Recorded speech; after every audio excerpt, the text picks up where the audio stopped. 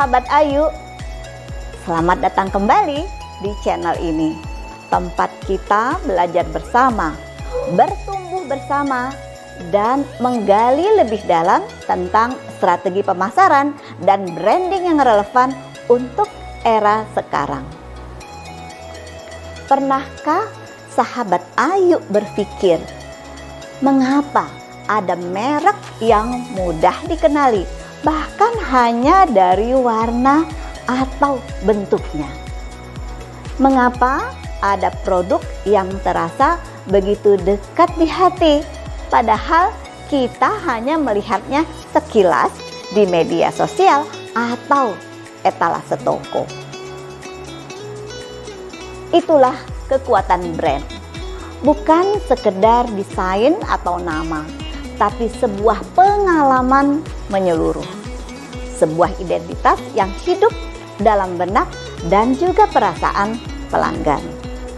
Saya Ayu Diah Natalisa, dan hari ini kita akan memulai sebuah perjalanan penting, memahami bagaimana sebuah brand bisa dibentuk, dikuatkan, dan tumbuh menjadi aset berharga bagi bisnis sahabat Ayu.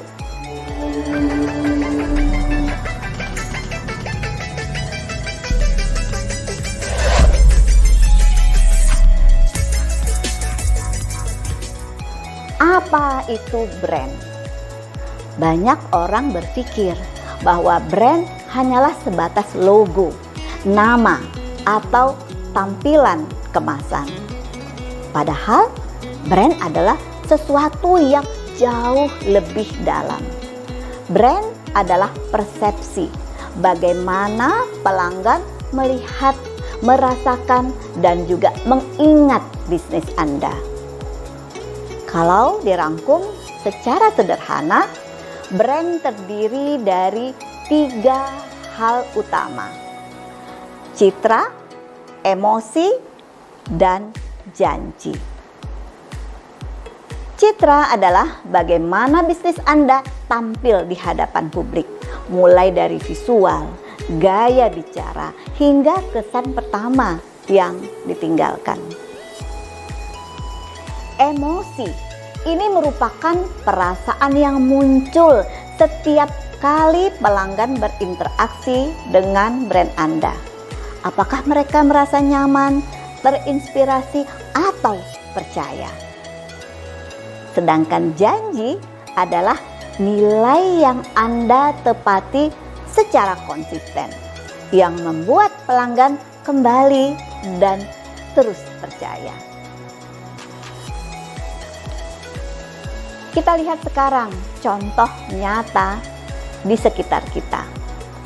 Misalnya, saat kita mendengar kata Indomie, yang muncul di benak kita bukan sekedar mie instan, tapi juga rasa nyaman, kepraktisan, harga yang terjangkau, dan bahkan nostalgia masa kecil. Atau ketika menyebut Bluebird, kita langsung memikirkan transportasi yang aman dan bisa diandalkan. Semua ini adalah hasil dari strategi brand yang dirancang dengan konsisten, bukan sesuatu yang terjadi secara kebetulan. Mengapa kita perlu memahami brand secara mendalam? Jawabannya, karena di dunia yang semakin kompetitif dan cepat berubah, brand adalah pembeda yang tidak bisa ditiru dengan mudah. Produk bisa mirip, harga bisa bersaing, tetapi persepsi dan kepercayaan itu adalah dibangun melalui strategi jangka panjang. Ada 3 alasan mengapa brand itu penting. Pertama, membedakan dari kompetitor. Di tengah pasar yang padat dan penuh pilihan, brand menjadi pembeda yang kuat.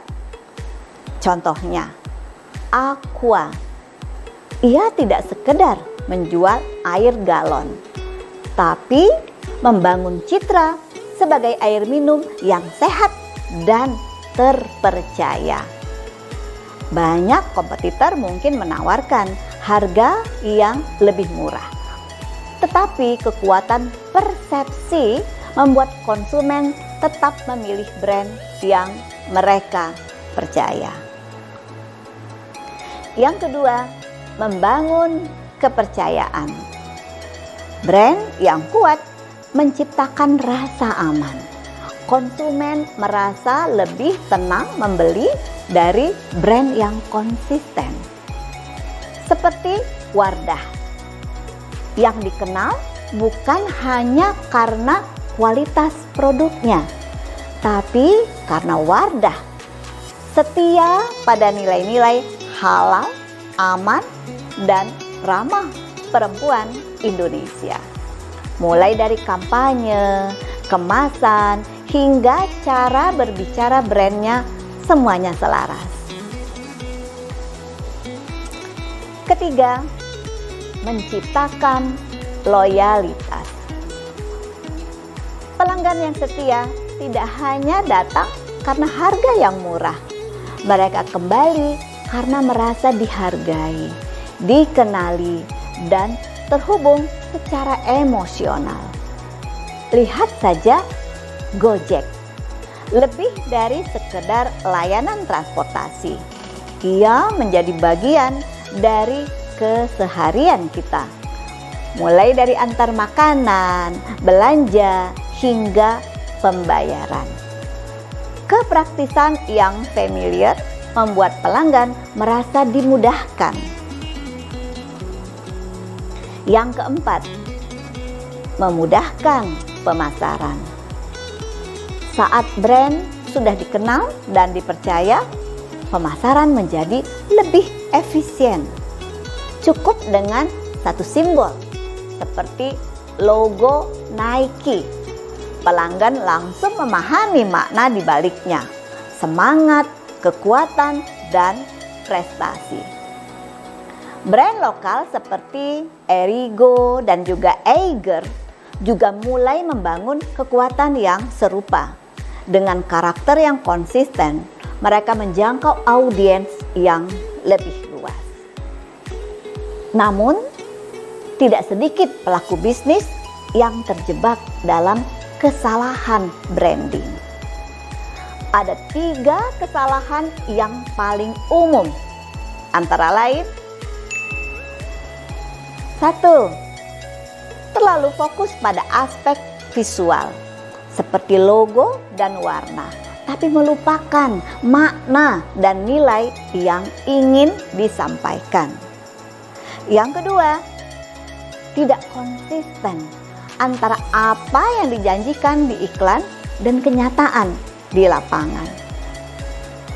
Dan yang ketiga, kesalahan yang ketiga adalah tidak benar-benar mengenal audiensnya, sehingga pesan brand terasa tidak relevan.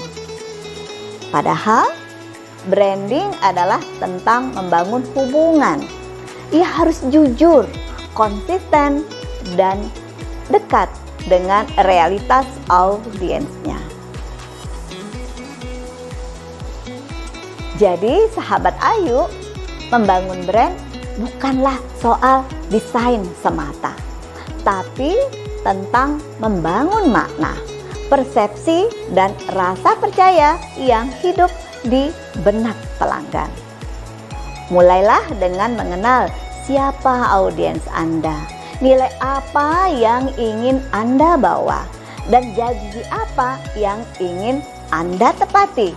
Bukan hanya hari ini, tapi secara berkelanjutan. Di episode berikutnya, kita akan membahas lebih dalam tentang bagaimana membentuk brand identity, mulai dari logo, warna, gaya bahasa, hingga suara visual brand Anda. Jangan lupa klik like, tekan subscribe dan aktifkan loncengnya agar sahabat Ayu tidak ketinggalan episode selanjutnya dalam mini series Brand Strategy 101. Sampai jumpa di episode berikutnya.